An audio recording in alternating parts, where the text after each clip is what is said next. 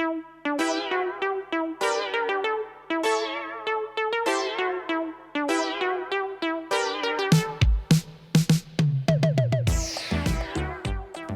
and welcome back, everyone, for another podcast episode of Essydo magazine. My name is Emre Şentürk, and I'm glad to have you back for another very interesting discussion or a topic that I'm going to present to you. I'm the founder of Essydo magazine, as you know, and for all of you who don't know what Essydo magazine is or stands for, it is kind of a news blog or where I write my articles on political and societal topics, but it's not very descriptive, right? So I'm not very into going into the details of summarizing political events, for example, posting timelines of what has happened on a micro scale. I'm rather focusing on explaining where these problems or phenomena come from, also giving accounts on what it means and what can be done in the future, to overcome those problems, or what certain actors need to do. For example, the other day, I mean, it's already a month or two old, but I talked about what Russia and Ukraine respectively can do to end the war and move out of this conflict as the winner. So I'm also very keen on adopting different perspectives when I'm discussing certain things. This is something that I think is much needed in the political landscape. So this is what I'm doing, and also to make it a bit more engaging. The podcast is here for all of you who like to listen to those things, but also watch it on YouTube. Today I'm going to talk, or before I come to talk to these things, if you want to get more information or read more articles, engage with the content, this podcast is available on all major podcasting platforms. The articles are available on Essydo.com, and if you like to see me talk about these things, you can also subscribe to this YouTube channel. Share it, of course, if you want to spread the word. But now let's dive into the actual topic. The other day I wrote an article about Iran. As you know, the protests and unrest are flaming up again in Iran, and the major point that is made there and what people are concerned with right now are women's rights. So, as I said, I'm not going to discuss the details of the protests, like who are the people shot dead, and what the police is doing there. I'm not going to dive into those details, because I don't think that these are. This has nothing to do with my thinking, but these are not relevant for the political analysis, right? Because if we talk about these kind of topics, right, the aim must be to extract a certain policy goal, or at least find a route that we can go and solve this problem. And in order to do that, in this case, we have to dive very, very deep into the subject matter, because Iran is not only a very historic and a very culturally deeply rooted country, but the problems that arise from this current situation are not just a matter of today. So we have to put it into historical context, which I did in this article. As I said, this is available on Essydo magazine or Essydo.com, and I'll put the link down below, obviously, so you can also read it.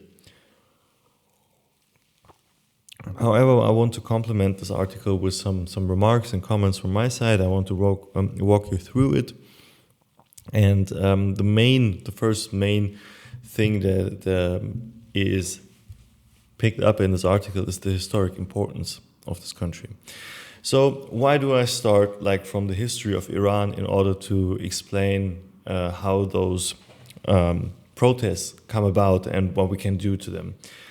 The thing is, in Iran, this country has had a history of foreign intervention, right? So it not only happened with the Turkic Qajars who invaded the country many centuries ago and established the Qajar dynasty. But it also has been subject to previous occupations, by the Mongols, by other Turkic tribes. The Persians had their civilizations, the great Persian civilizations flourish in Mesopotamia, Iran, Persia, modern day Iran. So there has been always, over this territory that we today know as Iran, there has always been kind of a challenge, right? Like there were always foreign influences, also domestic influences, and a struggle for power over those lands. Why? Because these are very, very fertile lands, very important. Even the Jewish culture has its origins in Babylon, and this is also in Mesopotamia. So they went basically from there to their holy land, and because there has been so much struggle over this territory, over the centuries, some kind of societal need for stability has emerged, because the people there actually never really changed. There have been, as I said, foreign influences and also influx of foreign people coming there, intervention as well, right? But the core people, the Persians, or today Iranians, have never changed. They kept their cultural core somewhat and preserved it. They are still there and they have no other place to go. Why should they go, right? And because of that, this is a very important point when we look at struggles and protests of Iranian people in the contemporary context, because they are actually, and this is just a short summary of the article that I wrote the other day, is that those protests are actually just a continuation of this century-old struggle for stability, right? One time, they had like a civilization with many different cultures, right? And then the Persians emerged. Different Assyrian cultures emerged and entered into Iran, pulled out, etc., etc. And because of that, this country actually needs stability. What has happened in the early 20th century is that when the Qajar dynasty actually broke down after the First World War, the British started to exert more influence on Iran.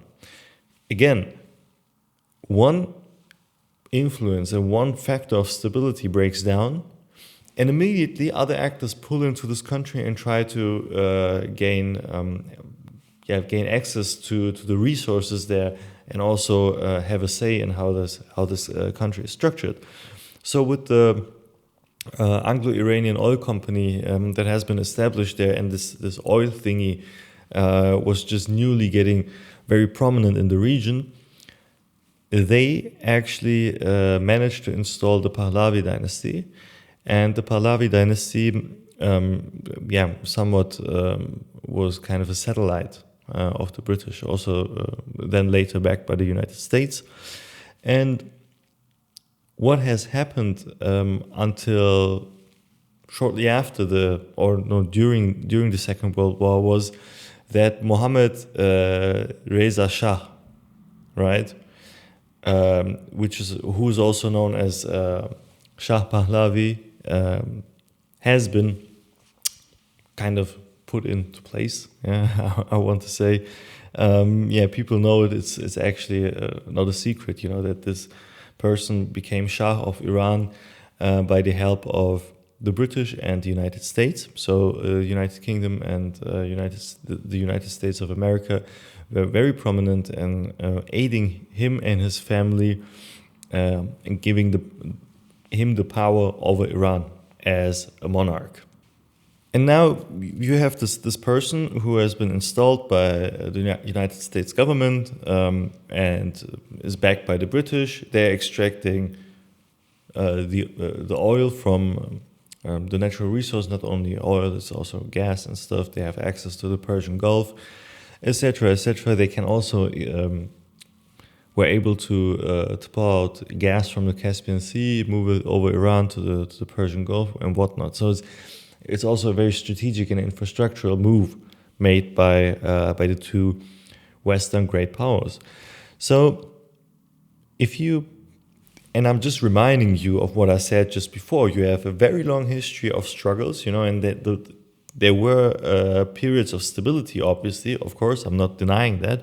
However, once the Qajar dynasty broke down, the struggles or the cards were again shuffled in Iran. So when Shah Pahlavi was installed by the United States and the UK, he quickly became very used to the support and to the help that he enjoyed from those two great powers.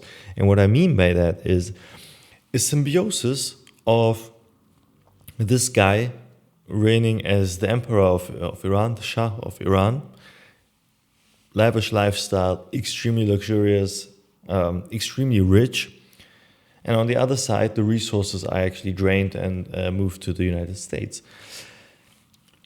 I mean, there is little that was left actually for the people. But what they also did is that they moved away the Iranian people from the Islamic or from the Persian ideal of what the culture and the society there actually is. Reason for that is that the overtake of the British and the United States was only possible after the Russians pulled out of Iran during the Second World War. After they say we wanted to do it much earlier, they did it much later, and because of that, the United States already had been implementing the anti-communist policies globally, and obviously their focus shifted to Iran, where they wanted to shield off the communist influences in the later course of their development. So this was another reason why they actually started to not only extract the natural resources, but also start to spread the ideas of liberalism. But as we have seen many times, one historic context or one historic construct, one ideological construct, or any idea that is born organically from one socio-economic context is not going to work in another one. So those liberal ideas and all the great things that capitalism brought, they were not applicable to Iran in this form. I'm not saying that capitalism or liberalism in itself is something bad, but in the form that would transport it to Iran, they did not work, at least not for a long time.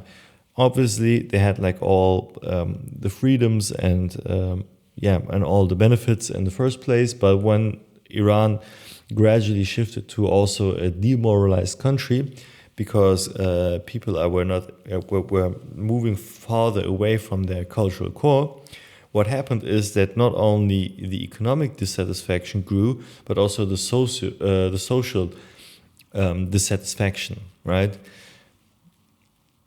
Too much Western influences. It was kind of also a very decadent way of living, which was portrayed by the Shah.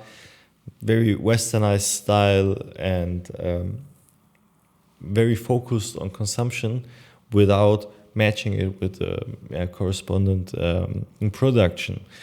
And obviously, the dissatisfaction grew among the more traditionally oriented people. As we know, later in 1979, the Islamic Revolution put an end to all this westernized decline and this decadent development. And then again, we have a power struggle over Iran, right? And as you can see, the pendulum swung from a very stable period, or more or less stable period, so to say, swung into the extreme of liberalism, right? It swung into this direction, and now as an extreme countermeasure, because people in those situations, or societies in those situations, are not able to neutrally assess where they are at in their societal development, and they tend to overreact when they are engaging in counter movements and building them up.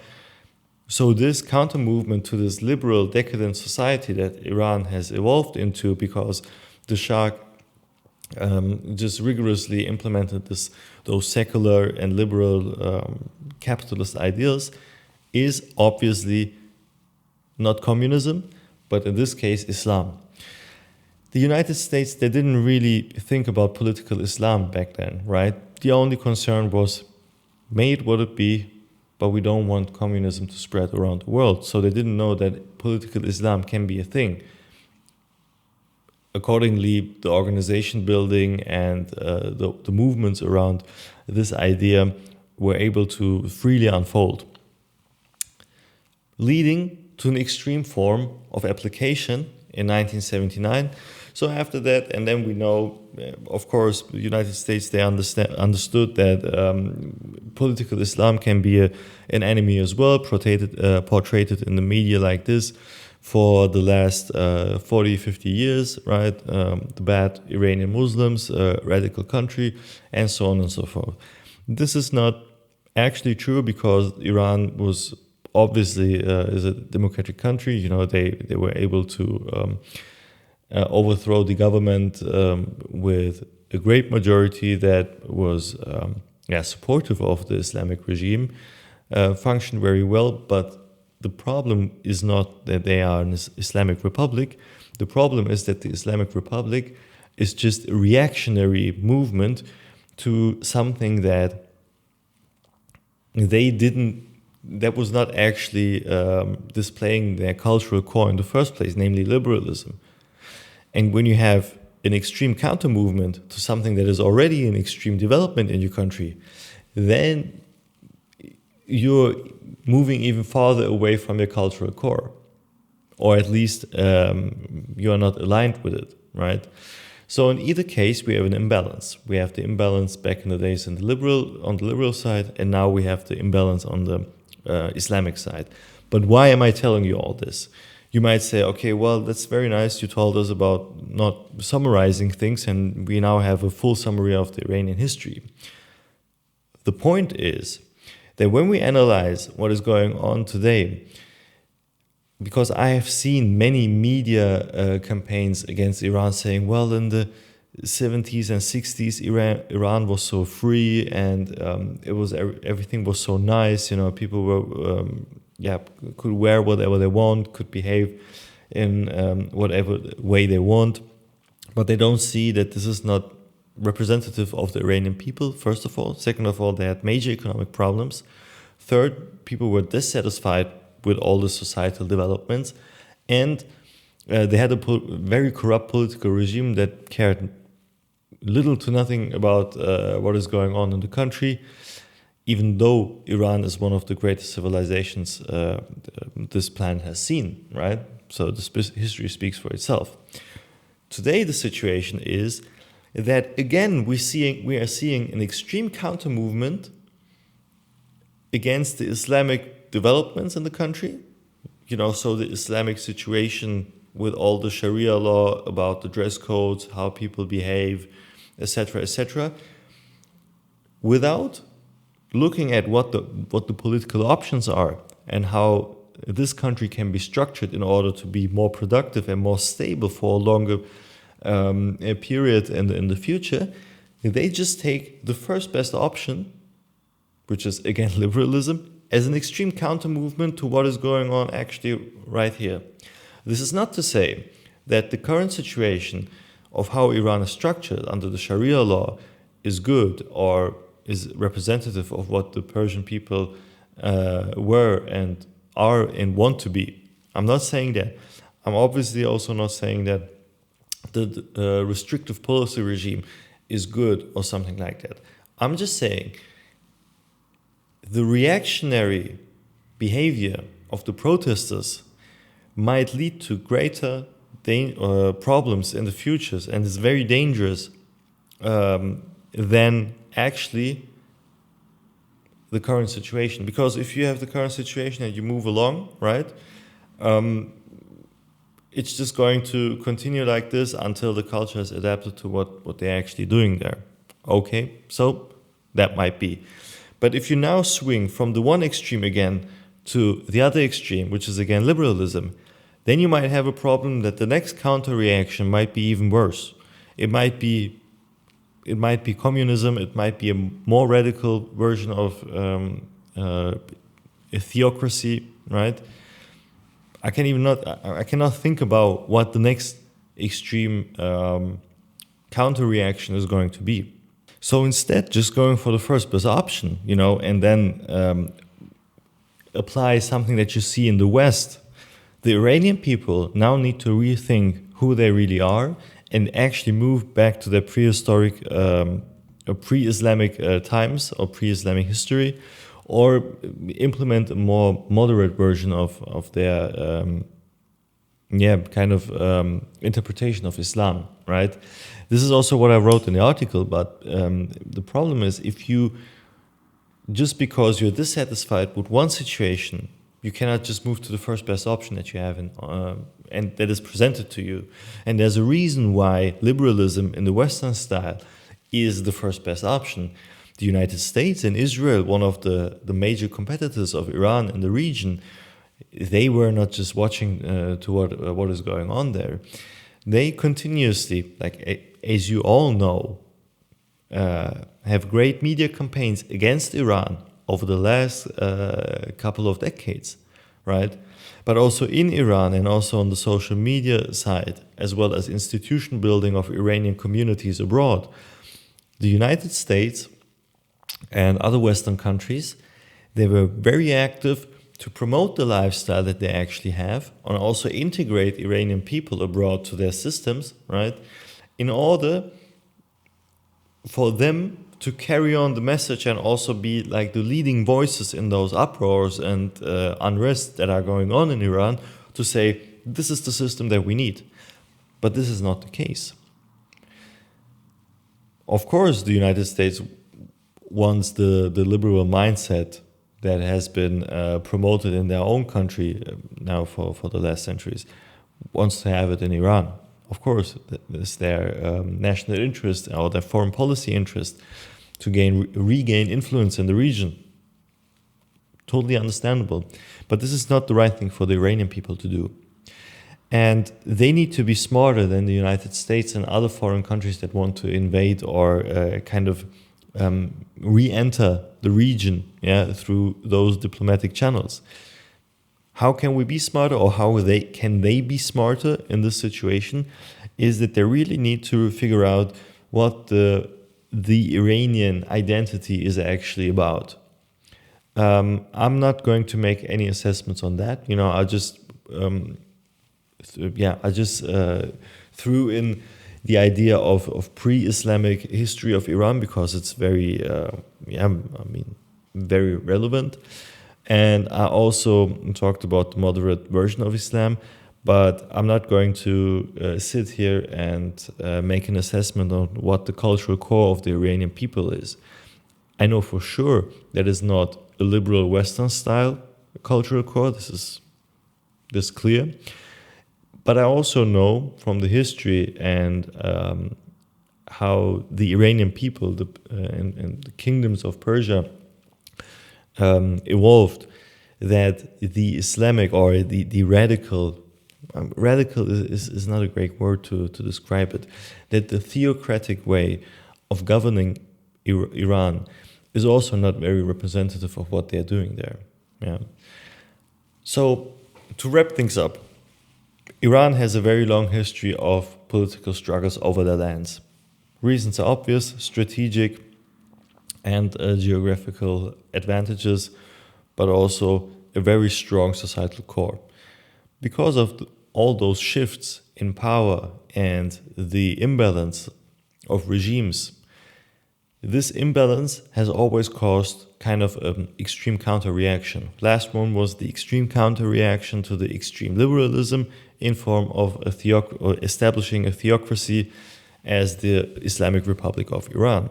Today we have protests that are protesting against this Islamic order by pulling out the same old thing of this extreme liberalism that has been propagated by the West to Iranian, mostly youth, right, because of the globalized the globalized structure of information flows nowadays. So, to all my Iranian friends, if you assess those things, and I'm very open to your comments, I would really love to hear what you think about my analysis. As I said, you can also read the article on Essydo.com. But to all my Iranian friends, in my opinion, what you need to do is not jump on this liberal train. Just check what you can do, what the options are, what the political directions are that this country can move into. And in the end, it is important that this country establishes a political system that can be sustained for ideally more than 40 years, because this is also a very, very important thing to do, and would just help the country and the people, right? So I'm very curious about your comments and your ideas. This is what I found out in my analysis. I hope you enjoyed it. There is more to come. As I said, this is a very complex topic. I might pick it up sometime later as well. But for the time being, that's it about the protests in Iran that I've literally not described a single bit in detail. But nonetheless, I think this is a pretty accurate analysis. I hope you enjoyed it. I hope to see and hear you next time for another episode or for another podcast episode of Essydo Magazine. My name is Emre Şentürk. I hope you enjoyed it. Take care. Have a good one, and bye.